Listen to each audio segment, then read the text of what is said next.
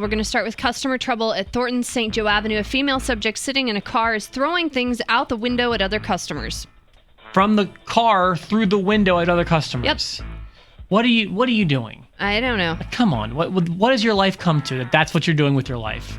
900 block of North Lafayette, arguing and then some nonsense. Female in a Mustang chased after a male subject and drove into a yard. I would call that nonsense. I like the and then some nonsense part. Yeah, it's a good use of the word nonsense. Reckless driver, 4500 block of Jackson Avenue. A moped rider is carrying a small child and driving with one hand.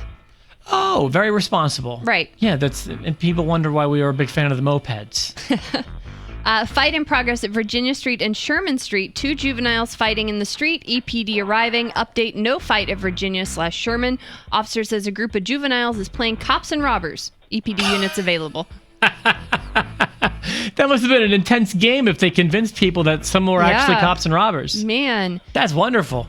Nice job, kids. 900 block of Tulips. Subjects fighting in the yard. Several involved and all intoxicated and possibly on drugs. EPD en route. Hold on. Say that one again, please. Several subjects fighting in the yard. Okay. Several involved, all intoxicated and possibly on drugs.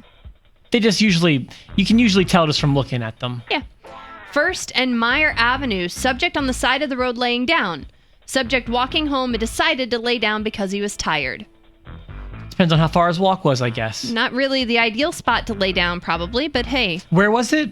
The side of the road at First and Meyer Avenue. Was he at least at a bus stop? I don't know. Okay. 600 block Woods Avenue. Possible attempted burglary. A male subject burst into a home and the occupant burned him with her curling iron. They believe the subject is an older neighbor who lives in the complex. Law enforcement on scene investigating. This one is kind of subtle, but that's one of the best weapons we've had in our Evansville watch yet. Absolutely. I think the curling iron needs to be added to the Evansville clue board. Yeah, I think so. I have 4 more. 1400 block of John Street. Burglar exited basement and running down alleyway. Callers said they pulled up to house and watched black male exiting the house via the basement. Update, suspect was headed south in a windbreaker, shorts, and red socks. I would imagine that'd make him easily identifiable. Absolutely. He's going to be easy to spot. Shoplifter at IGA, East Morgan Avenue. The male subject is fighting inside the store.